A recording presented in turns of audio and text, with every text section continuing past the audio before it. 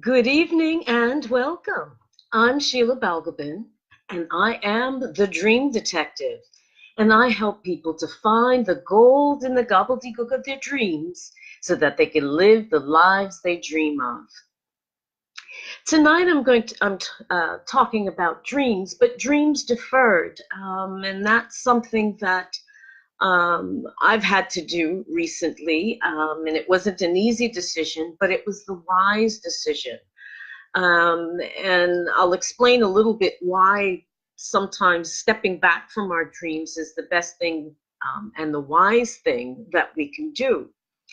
Now, in my particular situation, I was dealing with a number of things, a slowdown in income, not a lot of new business coming in, and that was a worry. And one of the things that I had to deal with is, well, do I go forward with my plans? Do I put a halt? Do I do something else? What in hell am I supposed to be doing? And well, I got my answer in that everything came to a crashing halt. And I mean, a total crashing halt. Nothing was happening. Nothing was going. I mean, no income, no this, no that, you name it, it wasn't happening. Um, and I was forced to stop and look at what was going on. And a couple of weeks ago, I talked about in one of my lives about whose dream am I fulfilling?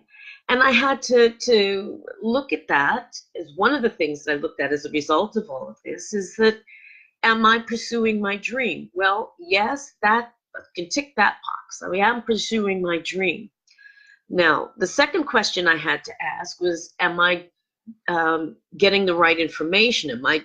Do I have the right support? And I had to tick a box. Yes, I have mentors and coaches and support teams and my fellow wise women. I have plenty of support. And if I needed extra training, if I needed extra assistance, if I just needed a treatment, that support was there. So that wasn't the issue. So then I had to look at, well, what else is going on? And for some of you, you may be aware, it's a couple of months ago, I had 3 bereavements in the space of 2 weeks, one of which was my remaining sibling and my beloved sister. And I was dealing with that as well. And all of the things that entailed, including having to resolve settling estates and all kinds of things in New York. So any of those elements, whether it be bereavement, whether it be selling a home, whether it be finances, whether it's about a job or a business, any one of those things can send us into a tailspin. And I was dealing with all 3. Not only that, I was also dealing with running a course, which is in progress, and putting on a long-held dream, which was to run my course on a retreat in November. So that was 5 things, 5 balls that I was juggling in the air, and it finally got to the point where it had to stop. All the balls had to drop because something had to give.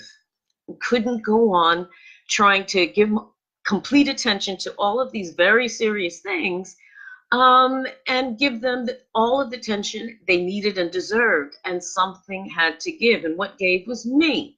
Everything came crashing down. And I had to reassess and reevaluate what I was doing.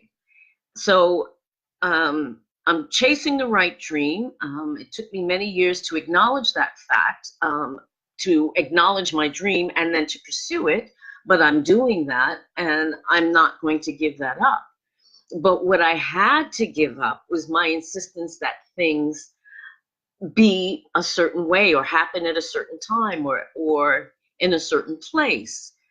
Now, the other thing I learned from this was that once again, I didn't listen to my intuition. And that's so ironic for somebody who's an intuitive, but I wasn't listening. And and the big example of that is my retreat, which I will now have to postpone because I just can't manage it the way it needs to be managed. And what happened was, at the time that I decided to run this retreat, I my intuition got short-circuited basically, and I let other people's ideas and thoughts about what I should be doing and when I should be doing take the ascendance. And what happened? Screwed royally. It's not a disaster. It's disappointing. I hate having to change my plans because we don't like change. But in the end, it's the wiser thing to do, not only for my peace of mind, but to make sure that the event, when I put it on, is stellar. Because if it's got my name on it, I want it to be right the first time. No half stepping. So that meant that I had to step back. I had to step back. I had to defer my dream. That's not to say I'm letting it go. I refuse to let it go because I've gone too many years without honoring my dream and chasing it. That will not happen. Now that I've got the bit between my teeth, I'm going for it, going for the gusto. But I had to recognize that I can't do it all.